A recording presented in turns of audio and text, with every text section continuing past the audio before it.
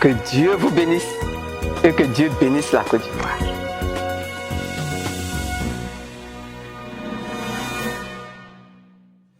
Bienvenue à toutes et à tous.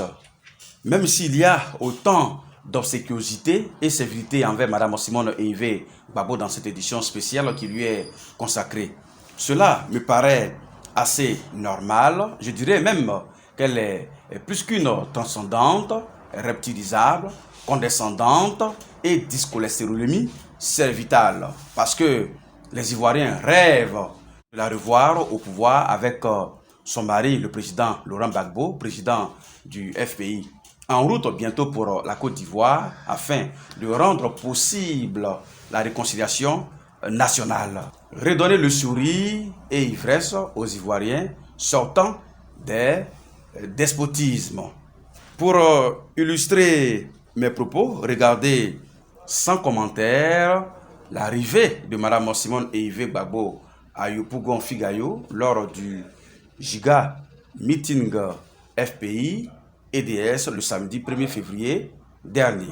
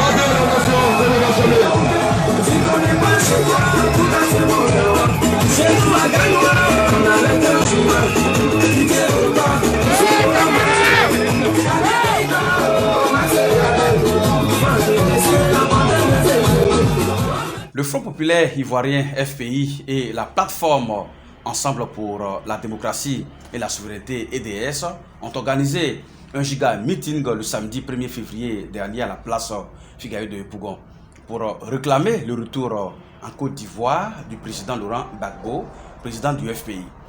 L'ex-première dame de Côte d'Ivoire, Mme Simone Ehivey Gbagbo, deuxième vice-présidente du FPI et bien d'autres cadres du parti ont effectué le déplacement pour assister à ce meeting qui a rassemblé des milliers d'Ivoiriens. Reportage PDCI TV. Le giga meeting pour la paix, la réconciliation et pour la libération de Laurent Gbagbo et Charles Blé Goudé, organisé conjointement par le FPI, Front populaire ivoirien et EDS, Ensemble pour la démocratie et la souveraineté, s'est tenu le samedi 1er février 2020 à la mythique place Figayo à Yopougon. Cette rencontre tant attendue par les militants et sympathisants a été rehaussée par la présence des cadres des coalitions alliées, CDRP, EDS, URD et MFA. Après l'arrivée et l'installation des invités de marque, place à la libation, conduite par le chef Ake David pour mettre cette cérémonie sous la protection des mânes. Cette libation ouvre donc la porte à la phase des allocutions. L'honneur est revenu au secrétaire général Kwasi Kwadjo Bertin de la Fédération de Yopougon de souhaiter la cordiale bienvenue.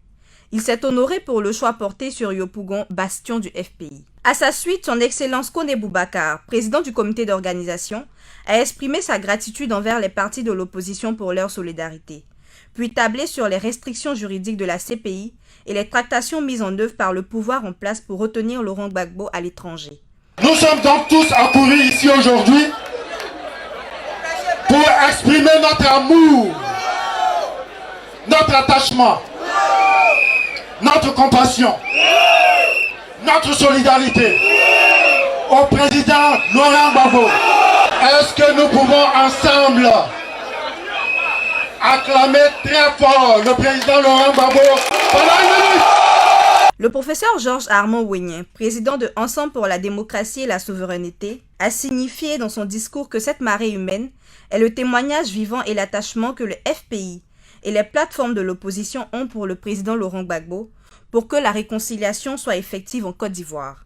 Cette marée humaine, chers frères et sœurs, démontre aussi à la face du monde entier que l'immense majorité des Ivoiriens, toutes tendances politiques confondues, réclament la libération totale et le retour du président Laurent Gbagbo.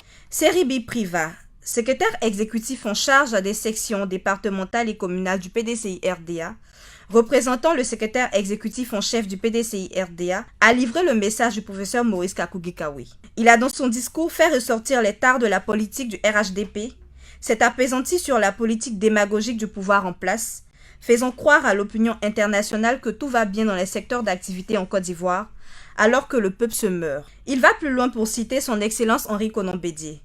Nous devons tirer des leçons des mésententes d'hier pour que la Côte d'Ivoire et ses dirigeants aient une même vision pour le bien-être des Ivoiriens.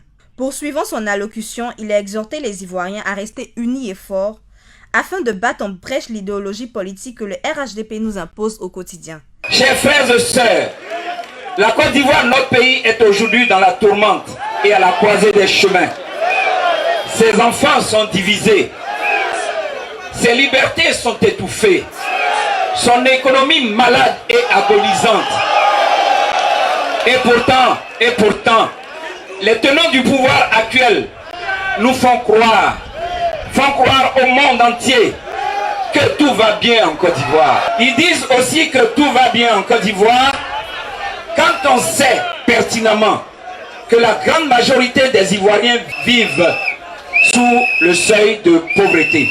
Ceux qui se sont succédés tout à l'heure à ce pupitre ont parlé de l'école ivoirienne en totale putréfaction. L'hôpital en Côte d'Ivoire est devenu un mouroir. La jeunesse du Front populaire l'a dit tout à l'heure, la jeunesse est maltraitée. Elle est le parent pauvre du développement en Côte d'Ivoire. Henri Konan Bédié nous envoie également pour dire à cette tribune que pour réussir cette noble mission de réconciliation des Ivoiriens pour une paix durable, la place de Laurent Gbagbo n'est pas à Bruxelles. Pour clore la série des interventions, le secrétaire général du FPI, le Dr Assou Adou, s'est prononcé. Il a dans son discours transmis le message du président Laurent Gbagbo à toutes les fédérations et partis politiques de la plateforme de l'opposition. Faire ressortir les pratiques barbares et sanglantes du pouvoir en place, évoquer le recul de la démocratie en Côte d'Ivoire et les manœuvres dictatoriales du président Ouattara et sa suite. Nous sommes en blanc pour dire que le 6 et le 7 février, Laurent Gbagbo doit être libéré et être ici à Côte. Certains de vos camarades sont venus de toutes les communes d'Abidjan pour se rassembler et pour réclamer à l'époque déjà la réconciliation nationale. Depuis que le régime Ouattara est là, la démocratie recule dans notre pays. Vous avez vu sous les tentes les représentants des partis politiques. Tous les partis politiques sont aujourd'hui traversés par la division. Mais qui fait la division? C'est Ouattara. Il divise le PDCI, il divise le MFA, il divise le PIT, comme il avait tenté de diviser le FPI, mais peine perdue. Nous assistons également à l'instauration de la pensée unique. C'est-à-dire, si vous n'êtes pas d'accord avec eux, vous perdez votre emploi. Vous n'accédez à aucun poste. On appelle cela la dictature. Mais également, sur le plan politique, vous avez des députés qui sont arrêtés, jetés en prison, sans que leur immunité parlementaire soit levée. Et quand vous protestez, vous savez ce qu'ils disent? Retenez bien leurs phrases. Ainsi, vous répéteront ça tous les jours. Il y a la loi et puis il y a notre décision. C'est ce qu'on appelle le despotisme. Le point final du discours du secrétaire général du FPI, Assou Adou, a mis fin à ce grand rassemblement des démocrates. Madame Simone Evé Gbagbo, vice-présidente du Front populaire ivoirien, était le lundi 3 février dernier sur invitation de l'ambassadeur d'Afrique du Sud pour inaugurer le parc Nelson Mandela pour la paix, situé dans la commune du Plateau. Madame Henriette Konan Bédié et plusieurs autres autorités politiques et administratives ont également pris part à cet événement, presque à la diathèse de la paix pour tous. Les deux ex-premières dames de Côte d'Ivoire sont dithyrambiques par leur présence, la main dans la main, démontrent parfaitement le rapprochement entre le FPI et le PDCI RDA pour sauver la Côte d'Ivoire. Reportage RTI. La commune du Plateau aux couleurs de la paix. Voici le Mandela Peace Park, un espace de 4 îlots dédiés à la paix. Le buste du combattant de la liberté découvert par 3 personnalités pour symboliser le message de cohésion et de paix au-delà des clivages politiques. Les ex-premières dames, Simone Evé Gbagbo et Henriette Konan Bédié, sont aux côtés du ministre de la Culture, Maurice Bandama. Le Mandela Peace Park, un espace où seront aménagés des parcs à verdure, des arbres, sans oublier des points de rafraîchissement, une initiative de la municipalité qui a bénéficié du soutien d'opérateurs privés satisfaits de l'environnement actuel des affaires. La vie politique de cet illustre personnage nous laisse 2 vertus à imiter: la force du pardon et l'homme d'action. La Côte d'Ivoire, avec le président Alassane Ouattara, encouragé par une nouvelle stabilité politique, a retrouvé la confiance en lui-même pour mener de nombreuses réformes. Ces réformes ont conduit à regagner la confiance des grandes organisations internationales et des autres pays, dont l'Afrique du Sud.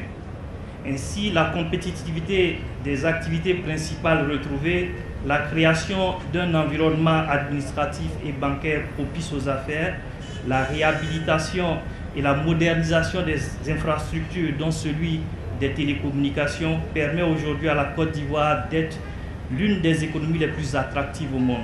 S'inspirer des idéaux véhiculés par le premier président noir de l'Afrique du Sud, le sens de l'initiative, Mandela vivant en aurait été fier. Beaucoup de questions se posaient sur comment a-t-il fait, ce monsieur qui a dirigé l'aile armée de la jeunesse de l'ANC, a pu plus tard devenir une icône de la paix et de la réconciliation. Je pense que le temps qu'il a passé en prison a fait de telle sorte qu'il a découvert la paix en lui-même. Un buste tout en bronze de 2,5 mètres de hauteur en hommage aux combattants de la liberté. C'est toute une symbolique. En hommage à Nelson Mandela, c'est toute une symbolique. Oui, Mandela a œuvré pour la dignité de l'homme, pour la justice, pour la liberté, pour l'amour, pour la paix. Que cette place, que ce mémorial fasse briller et prolonger sa divine et éternelle action dans le cœur et l'esprit de chacun de nous. Et un geste empreint de sens, le lâcher des colombes, comme un message d'espoir pour que la paix, comme l'a dit Nelson Mandela et surtout le sage Félix Houphouët-Boigny, prenne, au-delà du mot, son véritable sens. Un fait a retenu l'attention de tous lors de la cérémonie d'inauguration du parc Nelson Mandela pour la paix, situé dans la commune du Plateau. Une colombe libérée dans l'espace est revenue se poser sur l'épaule de la première dame, Mme Simone Evé Gbagbo. C'est la démonstration de sa sincérité lorsqu'elle parle de paix et de réconciliation. Nous avons là un témoignage grandissime, éloquent et rarissime de Dame Nature. On peut dire que Mme Simone Evé Gbagbo a reçu l'onction du Tout-Puissant pour réconcilier les Ivoiriens avant l'arrivée du président Laurent Gbagbo. La première dame, Mme Simone Evé Gbagbo, vice-présidente du FPI, a reçu le 31 janvier dernier une délégation du groupe de communication Consortium, conduite par Mr. No. Cette délégation, selon son porte-parole, est venue présenter ses vœux de nouvel an à l'ex-première dame de Côte d'Ivoire, Mme Simone Eyivé Gbagbo. Ne pensez pas que cette édition spéciale a autant de génuflexion dialectique et larbinique envers Mme Simone Eyivé Gbagbo, mais plutôt pour édifier le peuple ivoirien à travers la substantivation de ces mots de paix et de réconciliation. Fin de cette édition spéciale. Merci de nous avoir suivis. À bientôt. Que Dieu vous bénisse et que Dieu bénisse la Côte d'Ivoire.